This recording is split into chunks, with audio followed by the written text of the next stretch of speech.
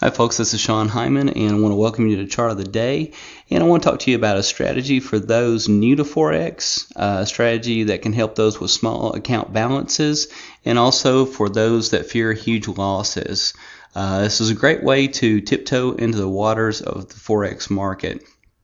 So before I get into that, let me back up and just show you a chart of the Euro Pound. The Euro Pound pair, this is a daily chart here, has been going up, up, up. I mean, just it's the most clear, vivid uptrend that one of the most that you'll see in the Forex market right now.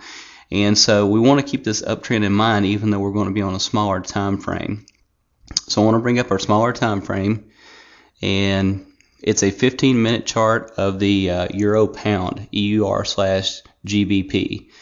And what I want to focus on is show you that you can have a better hit ratio, win-to-loss ratio typically, and more controlled trades when you trade the Euro-Pound pair in its off hours. So those are both European currencies.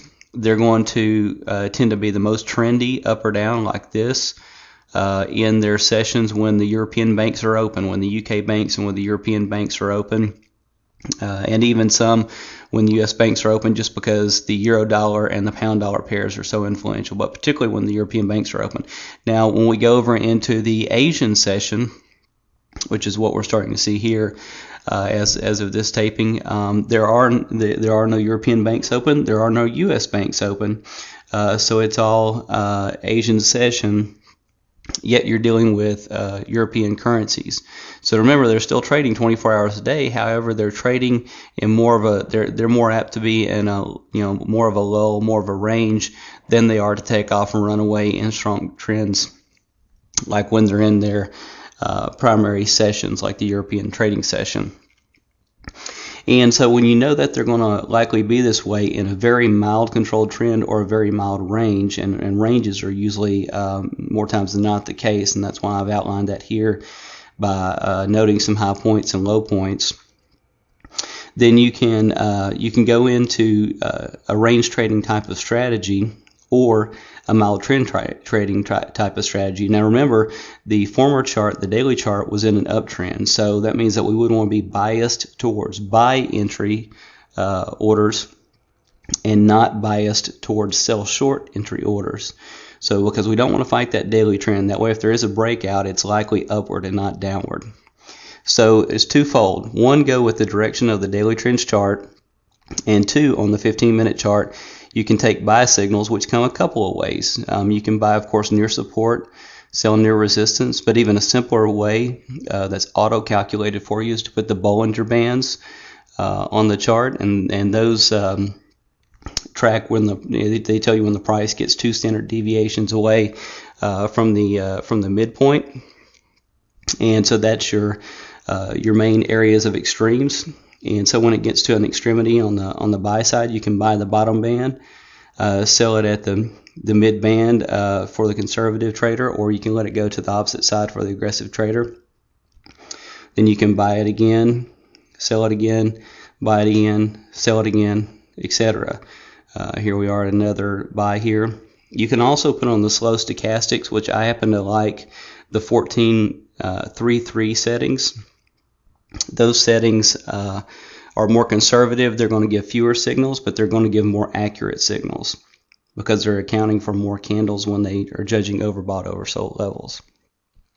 So you can see here we had a buy signal here, a buy signal here, buy signal here. This one came just a hair later when this was coming back up out. Buy signal here, buy signal here, buy signal here, buy signal here. So it's an additional confirmation.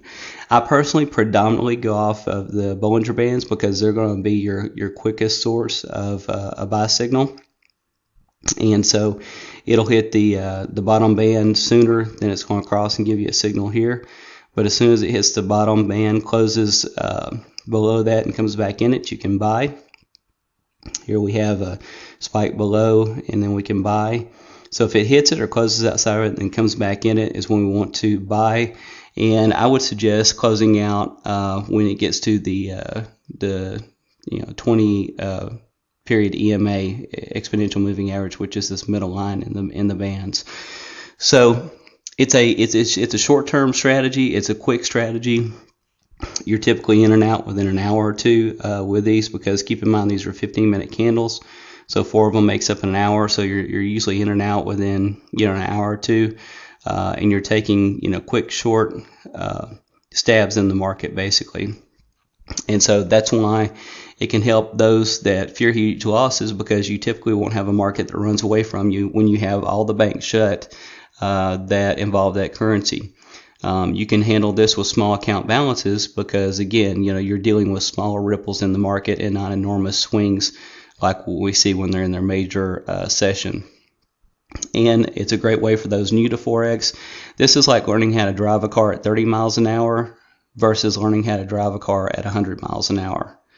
So again, I think this is a huge point, and it's a great place for a lot of new traders to start. I suggest the 15-minute charts, but you can try this on 30-minute charts. I probably would not go under the 15-minute chart on this strategy, just because you want to record big enough swings for your bands. And so I would try somewhere between 15 and 30-minute charts is probably the ideal for this type of strategy. And that's the lesson for the chart of the day. Thanks so much for attending. Bye-bye.